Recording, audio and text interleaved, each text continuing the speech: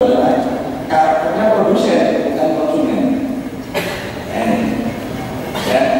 Jadi kita membelanjakan uang sekian puluh triliun, tapi kemudian Israel, Korea Utara ini untuk membangun ini mungkin Indonesia terpaksa menjual satu atau dua.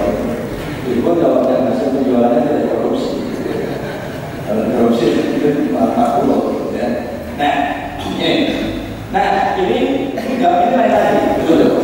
Jadi sebenarnya kita itu maksudnya mengambil duit, ya diberikan kepada orang-orang asing, betul, ya. Nah kemudian ini lagi, ya. Ini adalah rekayasa geometrik cloning, betul. Tapi kemudian Indonesia nggak tahu menggunakan begini, karena tanpa cloning itu sudah beranak pinak sedemikian rupa. Tapi beli jawaban dulu, cloning lagi ya. Nah, berbagai dengan kemajuan yang bukan yang luar biasa itu, tapi pada tahun misalnya ada kasus seorang anak usia 13 tahun, ya, jam 1 malam keluar mengemudikan mobil sendiri masuk tol berbalik lalu kecelakaan, ada 7 orang mati, ya kan? Ingat kan peristiwa itu? Ini kan berasal dari keluarga yang berantakan, ayah ibunya yang bercerai, betul ya? Bagaimana mungkin seorang anak usia 13 tahun mengemudikan mobil sendiri jam 1 malam lagi? Nah, gitu. Ini kan pasti dari pendidikan yang kacau. Nggak mungkin kalau pendidikan benar terus terjadi hal seperti itu, betul ya? Nah, berubah ya, patah hati. Dan ujung dari semuanya itu kemudian adalah konsumsi obat dan bunuh diri. Ini fenomena masyarakat modern, fenomena masyarakat kota besar.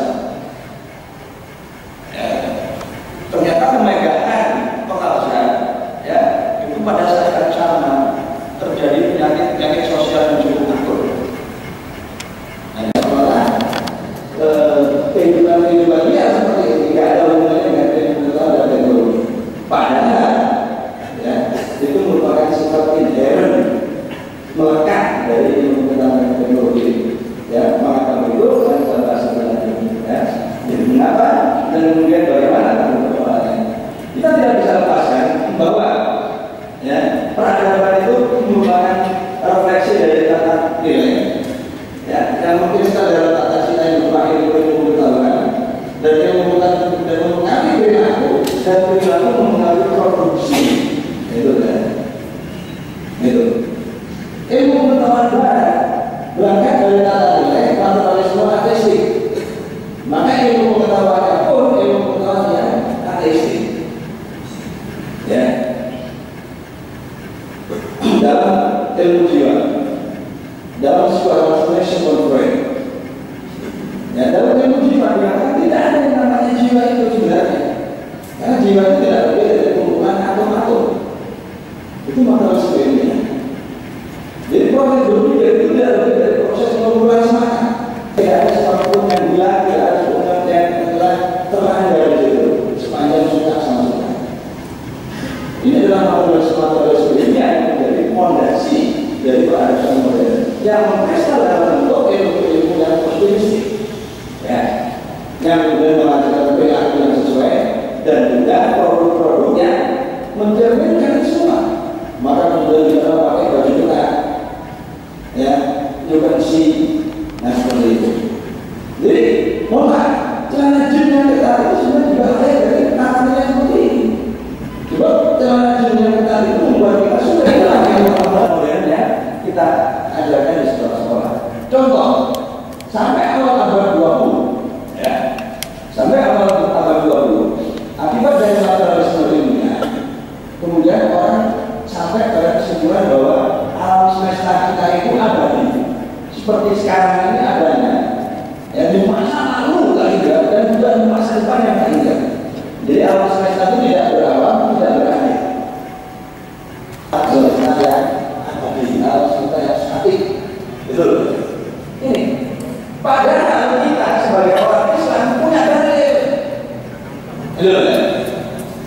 punya dalil yang menyebutkan bahwa langit kami bangun dengan kekuatan kami dan sumber langit itu kita perluas, kita luaskan.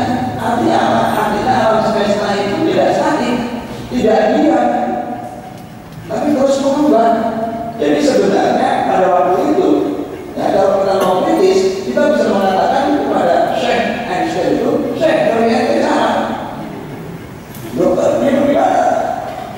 Atau bisa katakan dari ente sama, atau punya kita, gitu ya. Ayo kita tidur, seperti hari ini juga kita tidur kan? Harus seperti hari ini. Nah, jadi pada prinsipnya ilmu pengetahuan dibangun di atas satu tata nilai, satu pandangan dunia ya. Nah ini.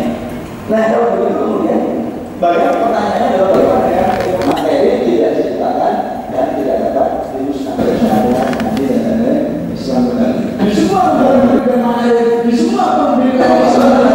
Dilatih di Quran, benar-benar bahwa kita membangun ekonomi. Kita nggak punya mau teknis apa benar-benar dan tepat dan bukan seberapa berjuang. Orang tua, orang buta. Ini sebutnya adalah Quran. Kemudian yang mengabaikan diberi peringatan. Dan hanya dua fenomena alam yang harus dipikirkan oleh semua pembaca Al-Quran. Satu, fenomena pergantian siang malam, dan yang kedua adalah fenomena kelahiran dan kematian. Fenomena kelahiran itu terkait dengan kesadaran kita, asal usul kita, dan tujuan kita mau kemana. Sehingga kemudian hidup kita menjadi lebih terarah. Gitu ya. Sedangkan siang dan malam itu kemudian terkait dengan penciptaan. Dan itu dirasakan oleh semua orang, karena itu diminta oleh kepada semua orang. Sungguh kami jadikan Al-Quran dalam bahasa supaya kalian pikirkan. Quran dalam bahasa kalian pikirkan, bukan terjemah Quran. Karena redaksinya bukan inna Al-Quran pesan maknanya itu apa? Gitu ya. Di bahasa Arab dibentukkan dengan redaksi takdirun, lakum takdirun. Ini yang berjumlah kebetulan, ini sudah dirancang. Dan Imam Syafi'i memwajibkan bahasa Arab itu. Ibnu Taimiyah juga begitu. Ya, ini bahasa Arab. Produk-produk kita sekarang belakangan, ya, ini kita juga punya maktabah syariah. Kalau dulu untuk apa dari kita perlu datang kemana? Sekarang tidak perlu. Ya, kita punya perangkat kayak apa? Laptop lah, apa itu? Ya, kemudian punya softwarenya ini. Maktabah syariah yang terbaru di situ sudah lebih dari 130.000 judul kita. Udah. Tapi ini semua menjadi sampah kalau kita tidak paham bahasa Arab. Karena kemudian tulisan apa ini? Gitu kan? Iya kan? Gitu. Jadi lagi-lagi teknologi yang kita akan menguasai, ya. Bacaan ini yang mau yang kita menguasai, ya udah, yang manfaat semua. Akhirnya laptop hanya kita jadikan bermain game, melihat gambar foto. Kenapa? Karena yang sulit-sulit ini kita nggak paham. Kalau kalian jodoh-jodohkan ya perlu bahasa Arab. Betul ya? Ya. Nah kalau yang ilmun, yang berdoa berarti Al-Quran bercerita tentang pihak ketiga. Ya. Bercerita tentang pihak ketiga. Jadi yang diajarkan aku tidak harus apa? Islam itu melakukan seperti yang diceritakan itu. Tetapi ada pihak ketiga dan juga itu banyak yang dipilih dokter kaum yang ilmu. Ya, sekelompok pemikir, sekelompok perenung, sekelompok analis, sekelompok ilmuwan. Ya, mereka harus memikirkan apa?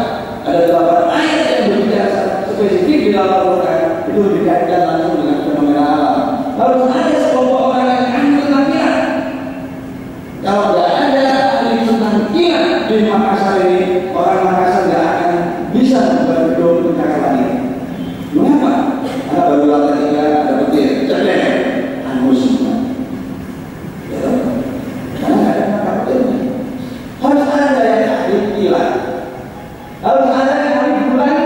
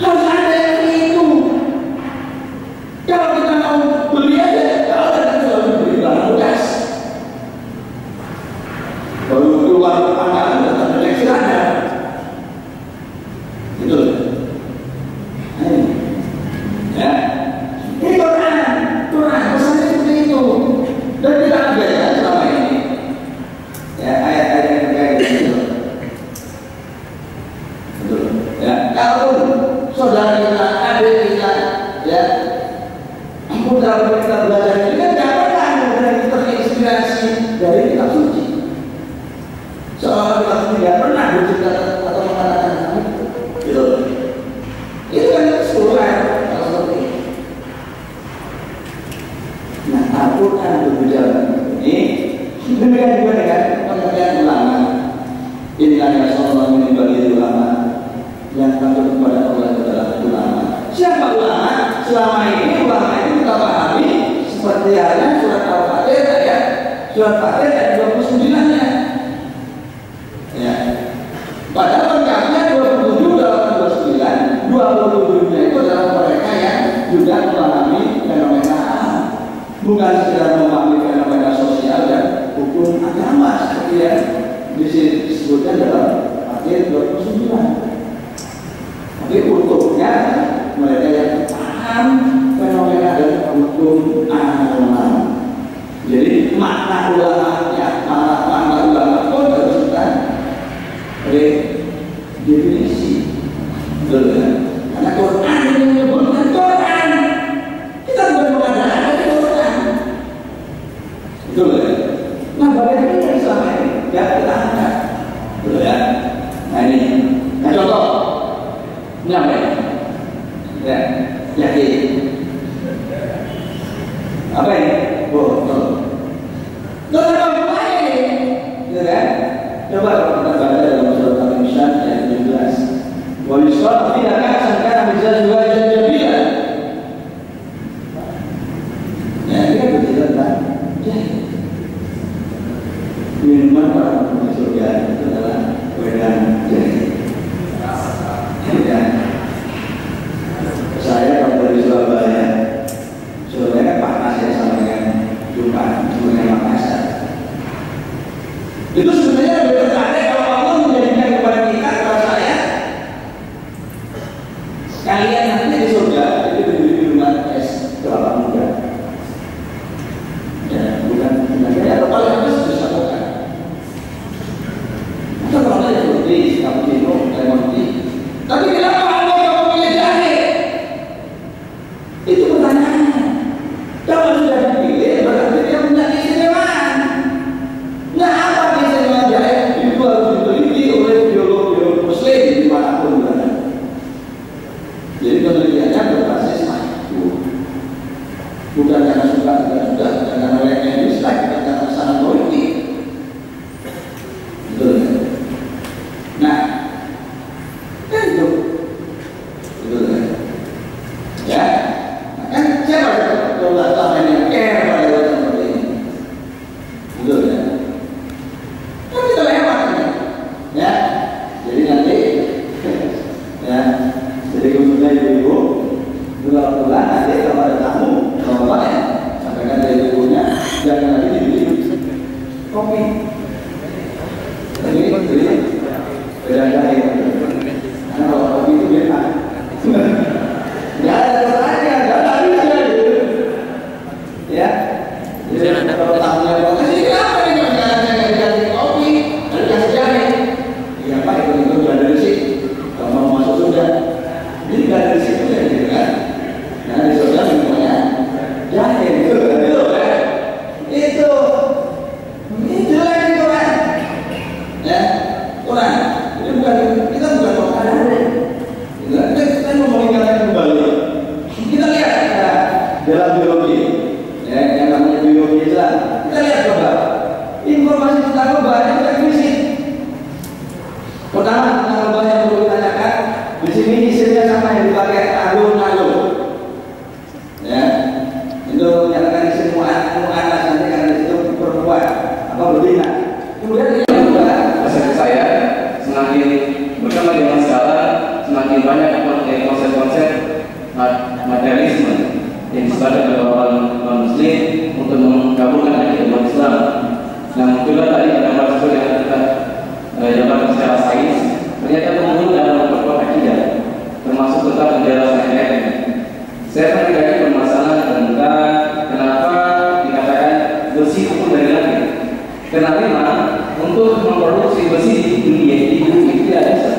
Karena dalam saya tidak perlu lagi data, tetapi katanya untuk memproduksi besi itu butuh suhu panas yang melebihi bahkan ini daripada matahari itu sendiri. Seperti itu. Sehingga dan kita besi ini salah satunya. Dan saya ingin kita berbincang ini ya, termasuk dari sains dan kita sama-sama ketahui bahwa sains ini fungsi pertamanya ialah untuk memperkuat akidah.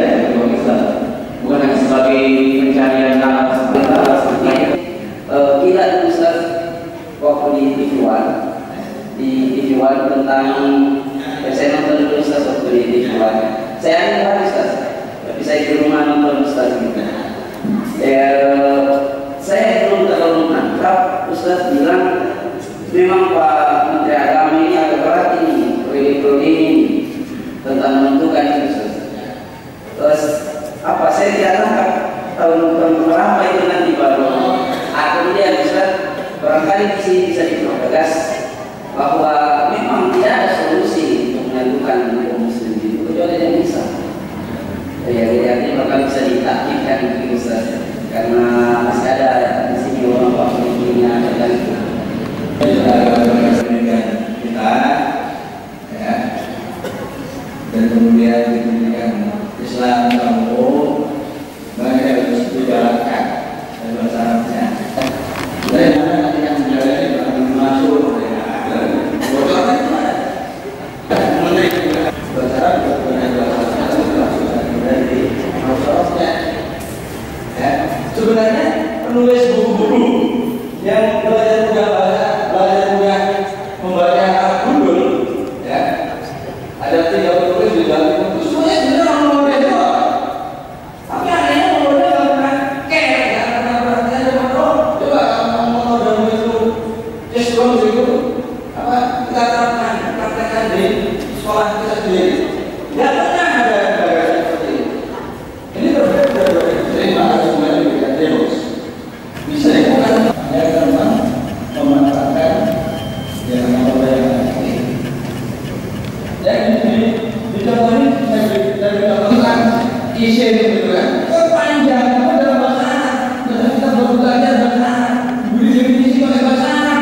Pusing lagi kan? Lalu belajar bahasa asing. Kalau saya enggak. Ya, ada di sini. Kita sekarang kita belajar dulu. Ya, mengapa? Karena itu jumlahnya terbatas. Hanya sekian 40 sekian lah. Ya.